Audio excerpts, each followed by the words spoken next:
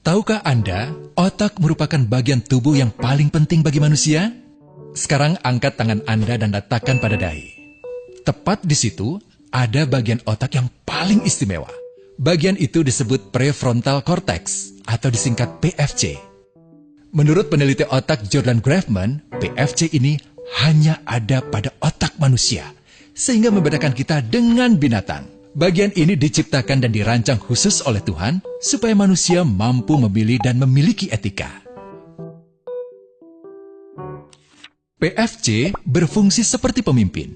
Ia bertanggung jawab untuk berkonsentrasi, memahami benar dan salah, mengendalikan diri, menunda kepuasan, berpikir kritis, dan merencanakan masa depan.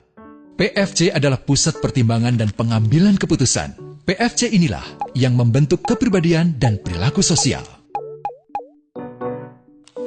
Sayangnya, PFC adalah bagian otak yang paling mudah mengalami kerusakan. Jika PFC rusak, maka kepribadian orang bisa berubah.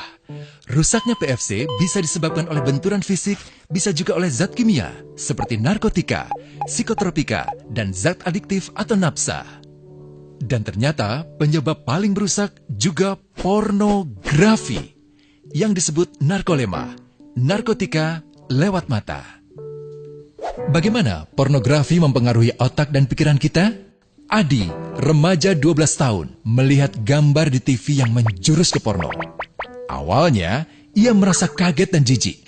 Ini karena sistem limbik di otak Adi menjadi aktif. Sistem limbik mengatur emosi juga keinginan makan, minum, dan berhubungan seksual. Sistem limbik ini kemudian mengaktifkan zat kimia otak bernama dopamin. Dopamin memberi rasa senang, penasaran, sekaligus kecanduan. Zat ini juga aktif jika orang mengkonsumsi nafsa. Oleh karena itu, sifat candu pornografi sama dengan sifat candu nafsa.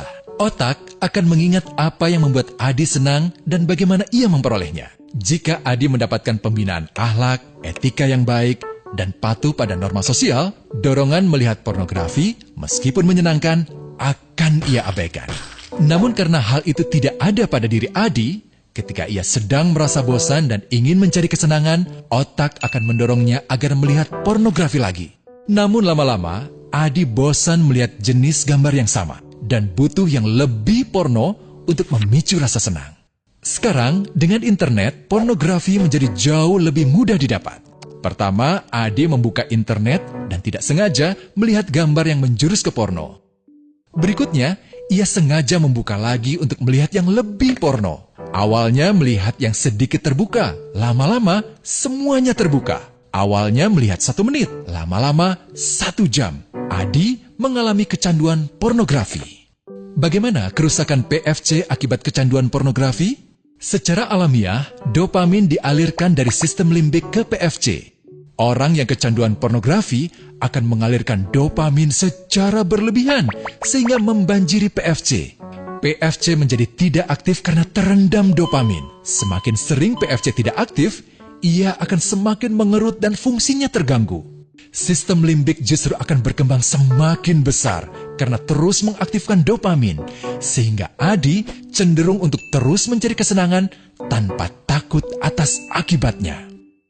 Jika tidak ditangani segera, Adi berpeluang besar menjadi pelanggan pornografi seumur hidup dan mengalami kerusakan otak di bagian PFC. Awalnya, ia akan kehilangan konsentrasi, penurunan kemampuan menimbang benar dan salah, serta berkurangnya kemampuan mengambil keputusan. Lama-lama, besar kemungkinan ia akan melakukan masturbasi, oral seks, hubungan seksual suka sama suka, dan mudah berganti-ganti pasangan seksual. Pernikahan dianggap tidak penting. Pasangan dianggap hanya sebagai objek seksual semata, cenderung merendahkan derajat dan kehormatan lawan jenis. Selera hubungan seksualnya pun tidak sehat dan seenaknya, kasar sampai tega memperkosa.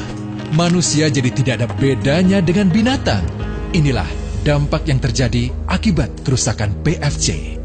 Ahli bedah otak Donald Hilton Jr. mengatakan, jika difoto menggunakan alat magnetic resonance imaging, otak yang rusak akibat pornografi memperlihatkan hasil yang sama dengan otak yang rusak karena kecelakaan. Ia juga mengatakan, Berbeda dengan dampak nafsa yang merusak otak di 3 bagian, pecandu pornografi yang sudah melakukan hubungan seks dengan anak-anak mengalami kerusakan otak di 5 bagian.